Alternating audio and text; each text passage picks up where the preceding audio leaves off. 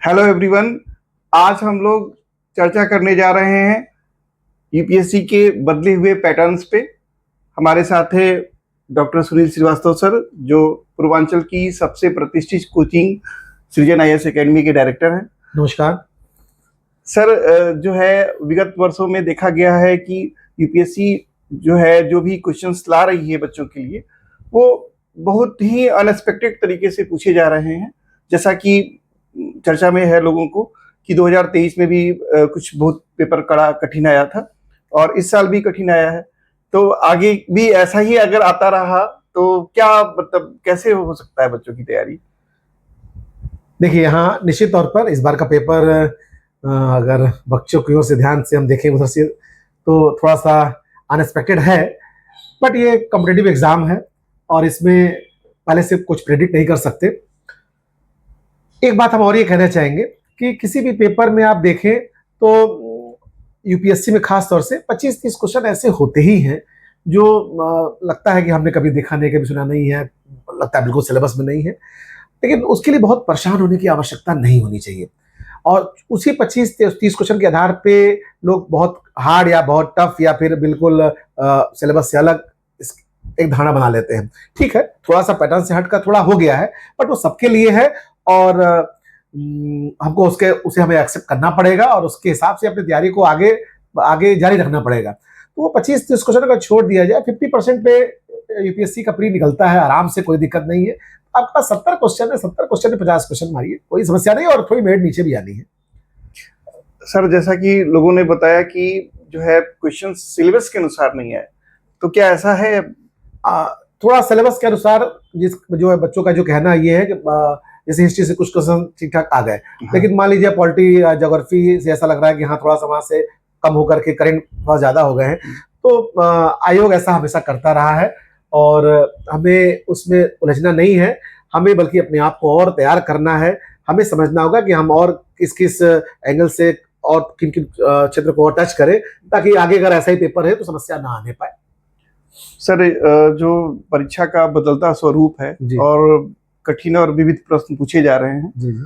इसके वजह से सर तैयारी कब से शुरू करनी चाहिए अगर कोई जो है एकदम एंट्री करना चाहता है सिविल सेवा परीक्षा की तैयारी के लिए? जी देखिए, जो कैरियर बनाने का जो मेन समय है वो अमूमन हाई स्कूल के बाद 16-17 साल की जो एज होती है वहां से लेकर 22-23 साल 24 साल तक का ये बहुत करीब समय होता है। और इस समय में ही बच्चा अपना एक गोल सेट करके और इसी समय के दरमियान जितना अर्ली वो शुरू कर लेता है वो उसको आगे उतना ही अच्छा होता है। अगर वो 11th तक अपने गोल को अगर डिसाइड कर लिया है कि हमको क्या करना है और वहीं से चाहे स्वयं या फिर किसी कोचिंग के माध्यम से थोड़ा थोड़ा आगे बढ़ने लगे तो बहुत अच्छा है। लेकिन अगर यहाँ थोड़ी लेट अगर हो भी जाए तो इंटरमीडिएट के बाद अगर आप अपने गोल के प्रति आप थोड़ा सीरियस हो जाएं और उधर तैयारी शुरू कर दें तो मुझे लगता है कि ये सबसे अच्छा समय होगा।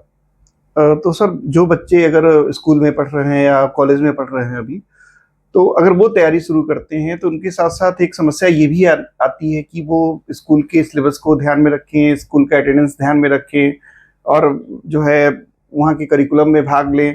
तो उनको कितना समय मिल पाएगा या फिर कैसे वो मैनेज कर पाएंगे? देखिए, यहाँ पे दो तरह के बच्चे हो सकते हैं जो अपने स्कूलिंग या कॉलेज वाली लाइफ से जुड़े हों। एक तो जो 11th-12th में है या फिर जो ग्रेजुएशन कर रहे हैं। दोनों ही स्थितियों में अगर हम 11th-12th के बच्चों की बात करें तो अब वो कहीं किसी इंस्टीट्यूट से जुड़ते हैं और पेरेंट्स तो हम देख रहे हैं कि ऐसे इंक्वायरीज भी कर रहे हैं कि सर मेरा बच्चा इंटर में ऐसे सब्जेक्ट्स हम आर्ट्स के दिला दिए हैं कि जो आपके उस एग्जाम का पार्ट भी है और अगर हमको इस कोचिंग करा लेते हैं तो हमारा एकेडमिक भी तैयार हो जाएगा और हम अपने कंपटीशन के अकॉर्डिंग आगे बढ़ भी रहे होंगे। तो इसलिए 11th में भी और बहुत से कोचिंग खुद सृजन आई सेकेंडरी भी ऐसे बच्चों को लेकर तैयार कर रही है। उनके एकेडमिक जो सिलेबस है वो भी उसमें उनको प्रिपेयर हो जाता है और अपने कंपटीशन की दिशा में भी वो धीरे धीरे आगे बढ़ते रहते हैं।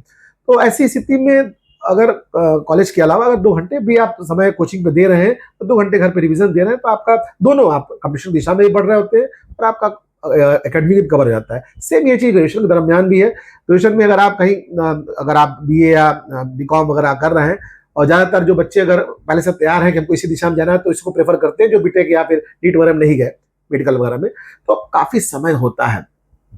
ग्रेजुएशन में जो बच्चे बीए कर रहे होते हैं 24 घंटे में ही सबको प्लान करना है, बहुत समय होता है। और केवल 4 घंटे भी अगर दें वो कोचिंग और घर मिला करके, तो 3 साल का एक लंबा समय जो ग्रेजुएशन में, केवल ग्रेजुएशन में निकाल जाते हैं, वो फिर आगे फिर काफ़ी दिक्कत आ जाती है। लेकिन उसी 3 साल में अगर वो 3 से 4 घंटे अगर इस कंपटीशन को देते रहें, तो अपने गोल के काफ़ी नज़दीक पहुँच चुके होते हैं। फिर कोई बिना प्रेशर के ग्रेजुएशन के बाद तैयारी में जब इन्वॉल्व होंगे, तो 1 साल बाद उसके साथ रिजल्ट होता है।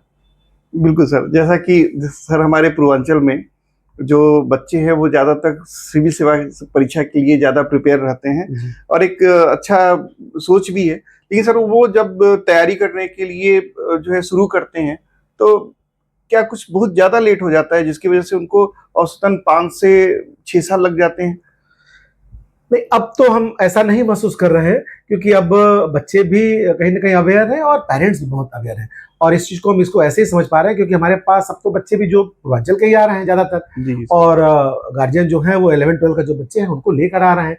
कभी-कभी हम बल्कि हम कहते हैं कि 1 साल रुक जाइए, तो बल्कि वो हमको ही फ़ोर्स करते हैं कि सर हम चाहते हैं कि कम से कम कोचिंग में रहेगा, एकेडमी में तैयार हो रहा होगा, उस एनवायरनमेंट तो रहेगा, क्योंकि एनवायरनमेंट तो बहुत कुछ दे देती है और बहुत कुछ छीन भी लेती है। तो नो डाउट अगर बिल्कुल सर। बच्चा आ रहा है, तो अब पहले वाली बात नहीं है, बच्चे बहुत जागरूक हो गए हैं, अपने करियर को लेकर बहुत सजग हैं, और पेरेंट्स भी उसके लिए बहुत हमेशा सहयोग कर रहे हैं।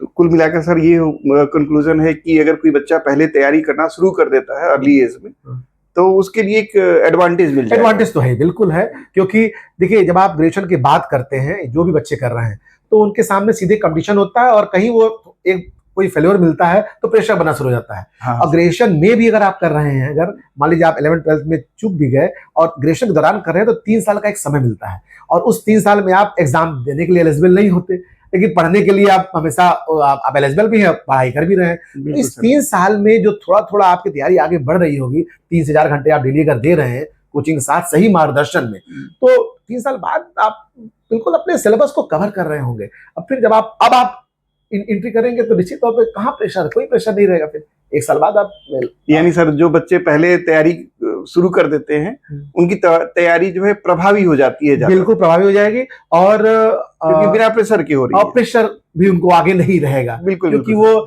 जब, क्योंकि क्या होता है कि जब ग्रेजुएशन के बाद आप केवल जब कंपटीशन में आते हैं, तो हमेशा घर पे होगा कि भाई तुमको तैयारी के 1 साल हो गया, अब अभी कुछ मिला नहीं, फिर 2 साल हो गया, कुछ मिला नहीं। जी, जी लेकिन सर, ग्रेजुएशन के ऐसा दौरान होता जब है। आप कर रहे होते हैं, तो 3 साल तक तो कोई पूछने वाला नहीं, क्योंकि आप एग्जाम दे नहीं रहे हैं, तैयारी पूरी हो रही है, तो वो तो एक एडवांटेज है। बिल्कुल है।